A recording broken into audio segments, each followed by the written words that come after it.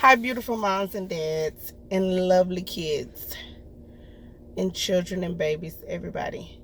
Um, I'm Marquita, and I'm starting this channel because of my daughter Ryan. She was recently diagnosed with dyslexia. For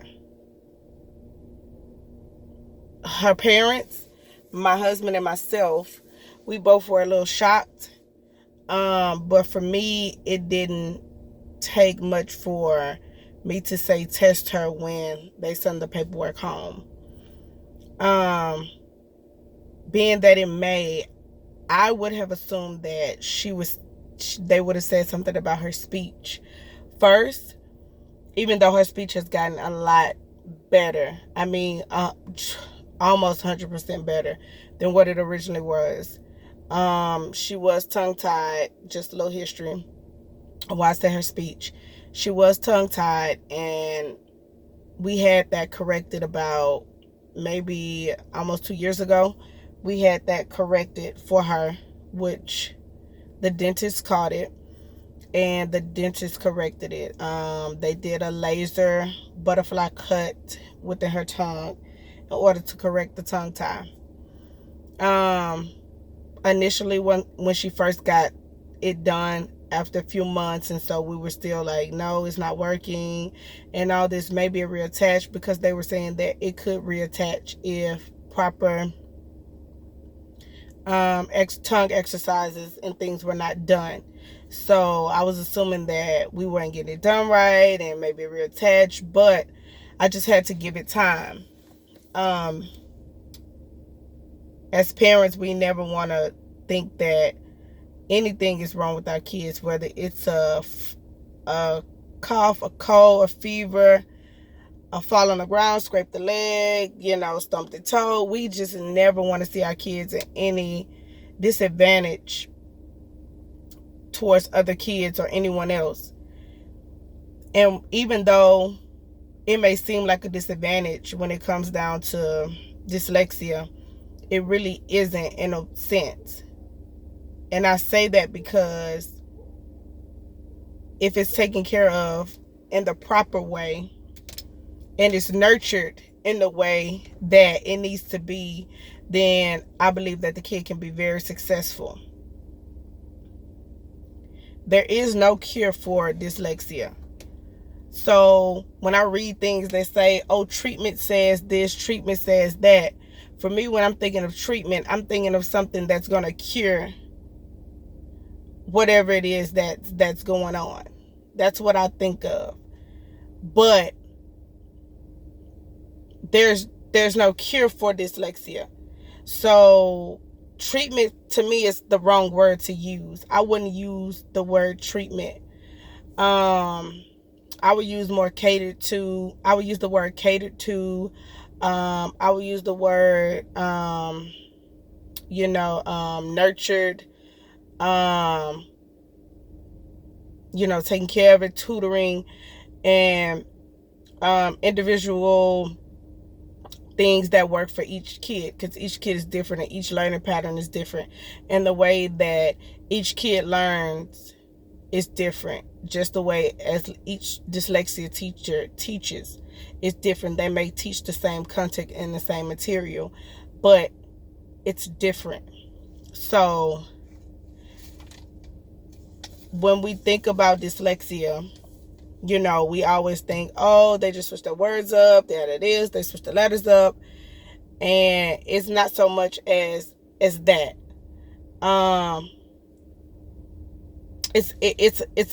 It can be a broad range of things, and so when you look up what dyslexia is, it tells you it's a learning disorder, characterized by difficulty in reading. For me, when I say learning disorder, and I take back and I'm like, oh, well, my daughter, she brings home straight A's. So is it actually a learning disorder? Or is it just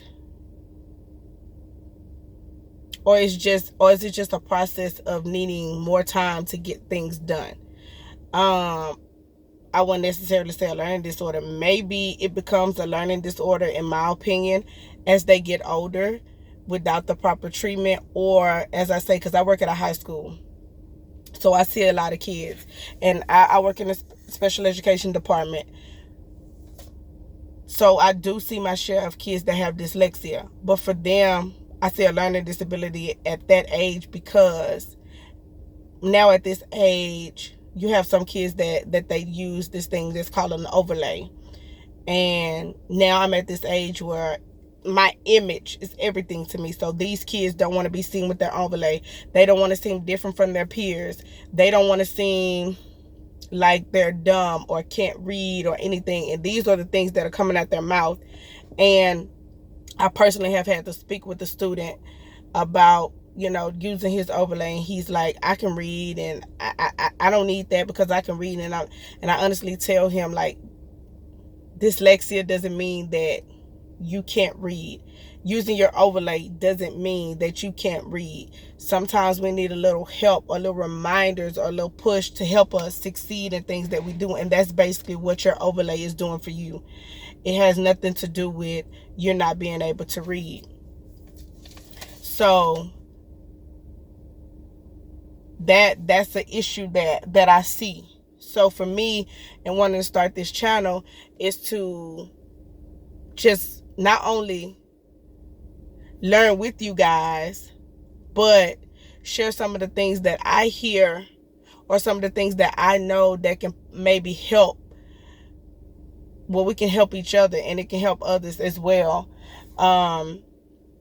I know it won't be easy, because we get frustrated just like the next, and when we're frustrated, the kid sees the frustration. And I already know that the kid is frustrated, because they know that there's something that's different about them. Whether it's small or big, they know the difference. So that's why I said use the word nurturing, because when we nurture it, we're able to, in my opinion, guide the kid correctly without them feeling as if they don't belong, or if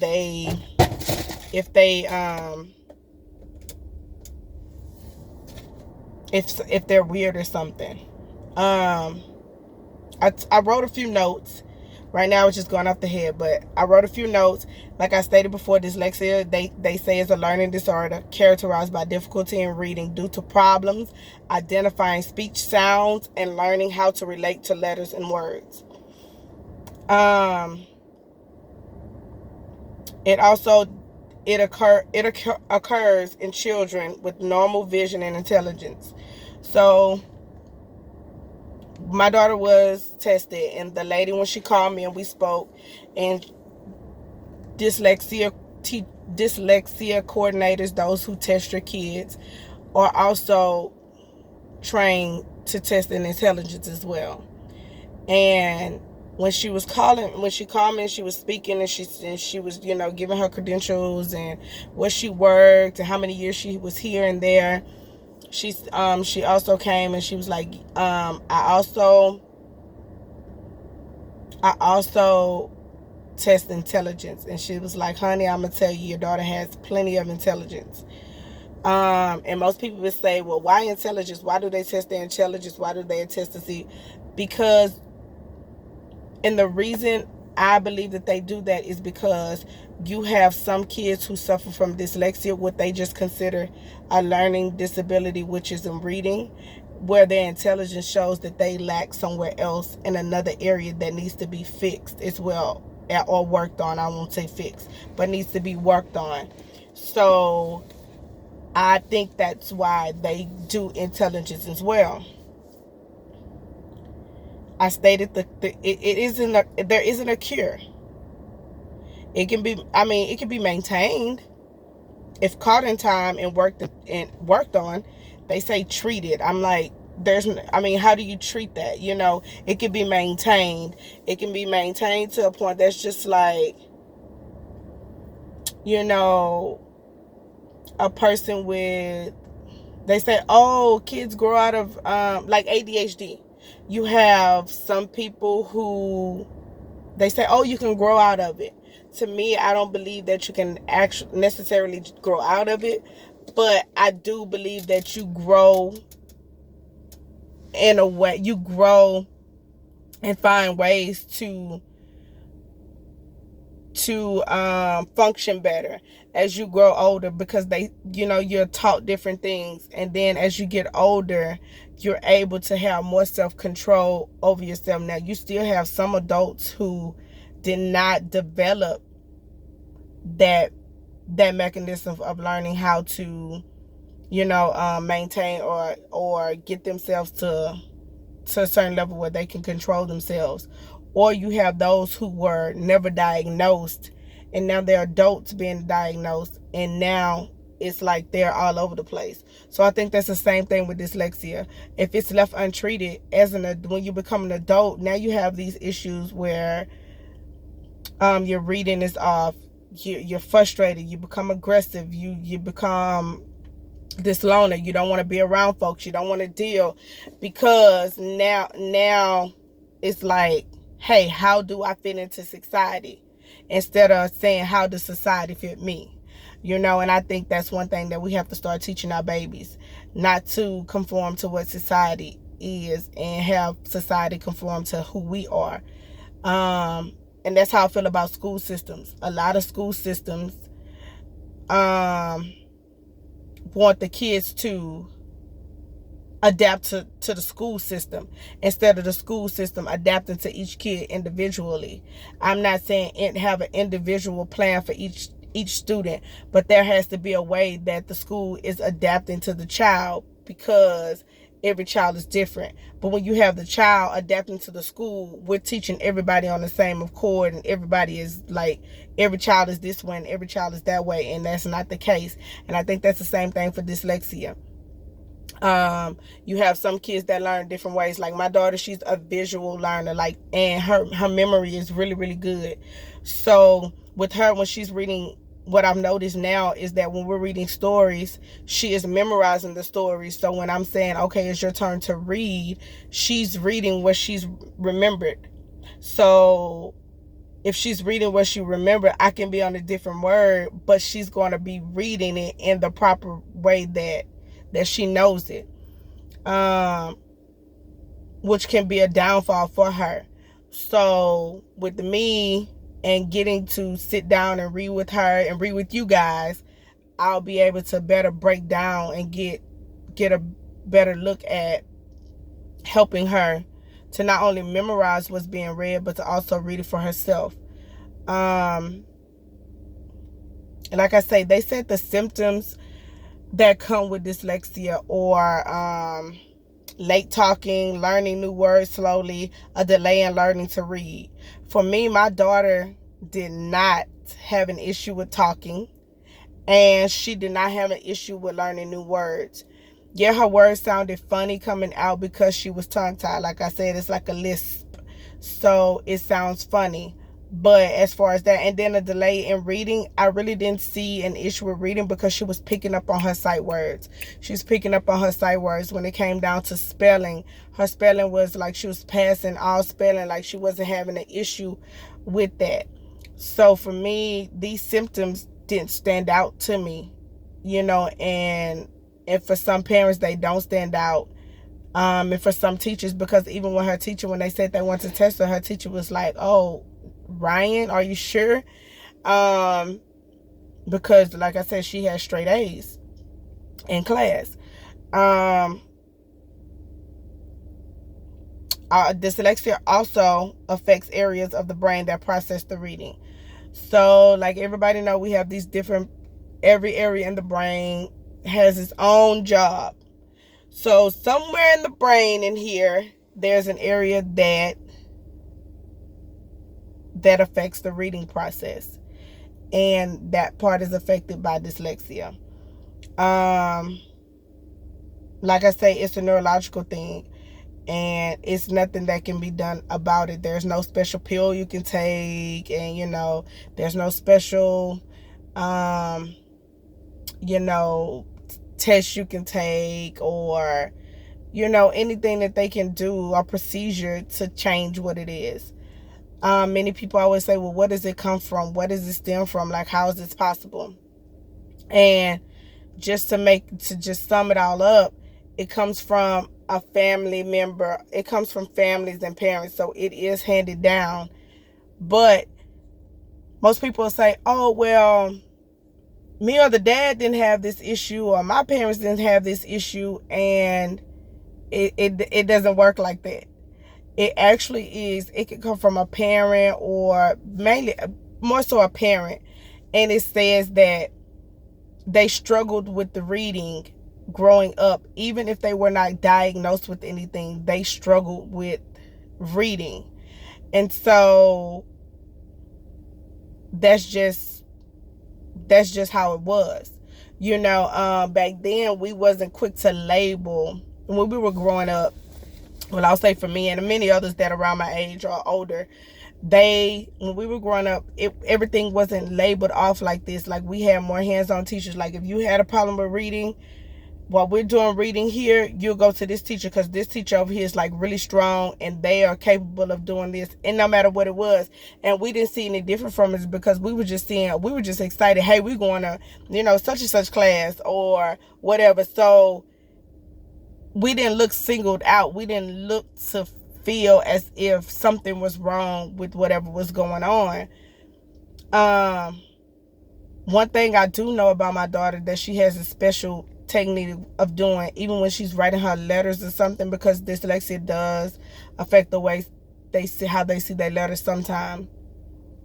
That before she writes a letter, that she's kind of confused on, she will stop. And I can tell when I'm looking at her how her eyes are looking, as if she's looking at a number line, but she's looking at like an alphabet line, like it's somewhere in her head that she sees it. And then she'll stop, and then she'll write the letter as if she's remembering which way that letter is supposed to go. Now, you have a lot of kids that won't do it. So I'm thinking that's what took a little longer for us to get with my daughter. She's in the 1st grade. But then when she was in pre-K 4 and preschool, like, we really didn't think anything about it. And I'm like, okay, she's still young. And the schools were the same way. And so now, and then when she got to kinder, this is when they caught her, when she was in kinder. And then now she's in the 1st grade, and now they're testing. Now they have tested her. I know it can be frustrating, as parents, because sometimes we don't understand. And even for me, I have my own personal things that go on within me, and I get so frustrated because I feel like others don't understand what I deal with on a day-to-day basis. So I have to apply that to my daughter as well. And I would love for you parents to do the same thing. Like, if you ever suffer from anything, depression or any type of, health issues or whatever, and how your thought process is, and you just honestly feel like nobody understands, we have to think the same for our children when it comes down to dyslexia, because in their mind, they're trying so hard. They're trying so hard, and they know they want to be right, and they want the stuff to be right, and they're frustrated.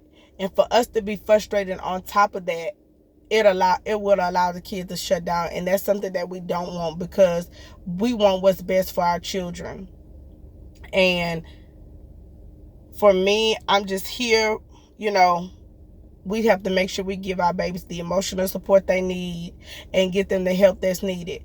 And even if it takes us, going to sit down with whoever to learn some of the things that they're doing to help the kids at home when they get home, that would be perfect as well, because who else is going to teach your baby outside of this individual? You need to be able to know what to do yourself. That's just like when they send you home with your baby. When it's time to feed them, the can tells you what to do. When it's time to give the milk, it says give them, this many scoops, that many scoops. But there's no handbook for us parents who deal with kids who have certain learning problems or certain areas that they need help in. Like, we have to actually extend our hand to go out and find these things ourselves, or find someone who's willing to work. I'm sure a lot of the teachers and staff that work with our students that suffer from any form of learning problems within school would love the parents that are there, that want to know what they can do to help. What can they do at home? What exercises that can be done in order to make sure and ensure that the child is successful. And the good thing, the thing about it that I think is great for me right now is that we were able to catch it right now, because in the next 2 years she'll be taking, you know what I'm saying, the standardized tests, and which it counts. And so I think that for us parents, we get frustrated. We're going to get frustrated. I'm sure it probably won't be easy until we're able to find a coping way of helping the kid. Because we as parents, we get frustrated when we feel like we can't help our children.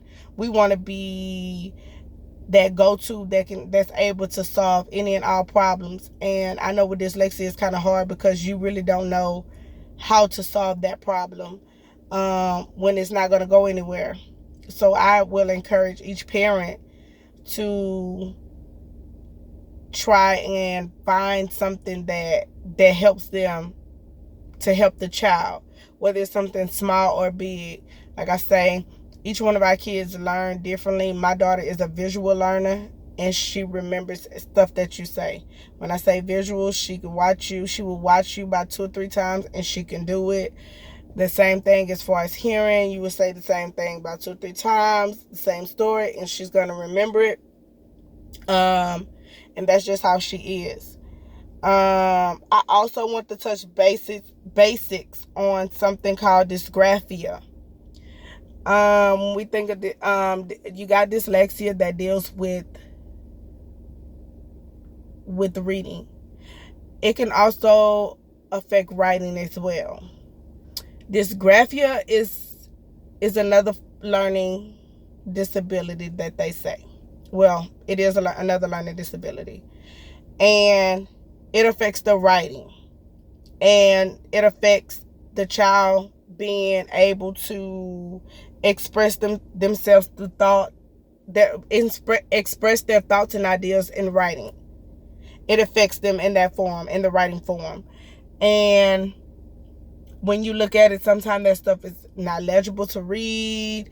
The spacing is all over the place. It's just they mix up their letters. They might write cursive and print together. And I mean, I'm not saying that we don't do it, because sometimes when I'm writing my name, some of it might be cursive, but that's just a rare instance for me, but when a kid is doing it all the time, but sometimes it is confused with dyslexia. But there are different sets of tests that they run to see what it is. So, like I said, I'm encouraging all parents to come with their questions or whatever they have. I'll be more than welcome to answer any questions. If I don't know the answer at that time, I will most definitely get back with you guys. This is just my introduction. Starting tomorrow, me and baby girl will be on here. We'll be reading and just discussing things. I'll ask her questions, and I just want you guys to take in whatever information that there is that you're learning. Give me information. I'm always willing to learn. I feel like that we learn something new every day, whether it's something small or big. Like, you learn something new every day. So I'm always open to learning. Like I say, this for me is a lot easier for me because I am in education. So, and I kind of have the extra resources around me to be able to adapt to my daughter the way that I need to, compared to some parents that don't have that access. But like I said, I'm willing to take in whatever. Make sure your kids are getting the accommodations that they need. I promise you, the extra time to do work, the extra time on testing Make sure they're being pulled for their testing so that they can be read to the proper way to get so that they are successful. Until they're able to do that on their own, especially at this young age, we want them to be successful. Make sure they're getting that extra time, especially when it requires something that's extended reading. Like in English, when they have to read the passages or certain things, or when they have to write a paper or do research or something. In any level, like, in high school, they do a lot of researches, they do a lot of writing and stuff like that. Middle school, some of the same thing. Elementary school, they do more stuff that's focused on the test. When they're doing those practice tests and all those shutdowns for those schools, make sure your children are getting the time that they need to do the test, be successful. Make sure they're getting it, because we want to make sure that our babies are successful as possible. And I got you guys back 100%. And no matter what it is, much love. God bless. Good night.